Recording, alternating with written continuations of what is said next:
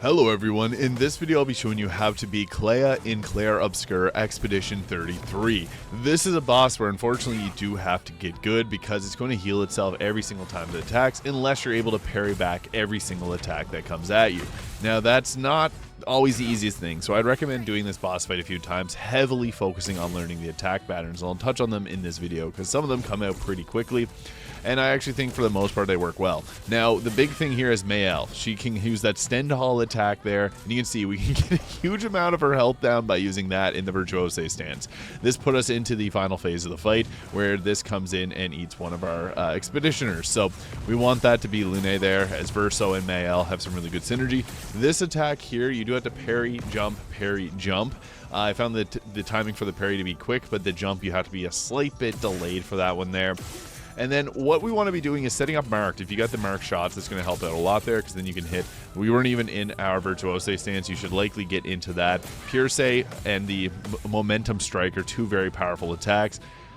This one here, that attack comes out a little bit later than you'd imagine, but this one then comes out a bit quicker. So every single time that you're going against the attacks, you're going to want to get to the second phase.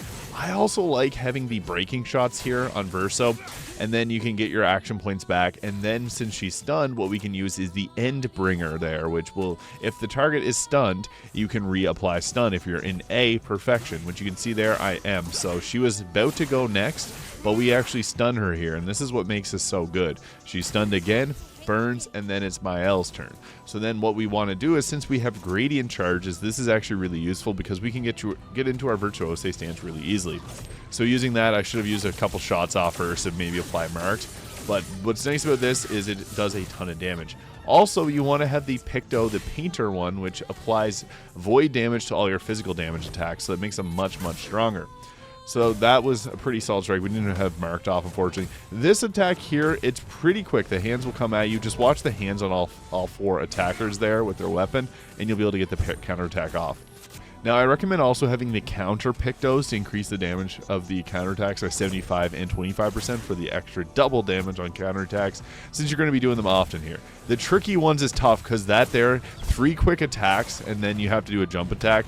It's the 3 attacks from that guy that I found the hardest, because then she's just going to start recovering her health. The Violent Nevrons here is a tough one too, because that first attack comes out quick, but as I mentioned, the jumps are a bit delayed, so you want to parry at first, and then parry at the end there too. That one comes out pretty well timed. I found that one's too hard to dodge or hit. Now Stendhal again, the MVP of this fight, and it can make it a whole lot easier, so use it. It takes 8 action points. So that is how to beat CLEA in Clair Obscur Expedition 33. Hit the subscribe button below if this helped.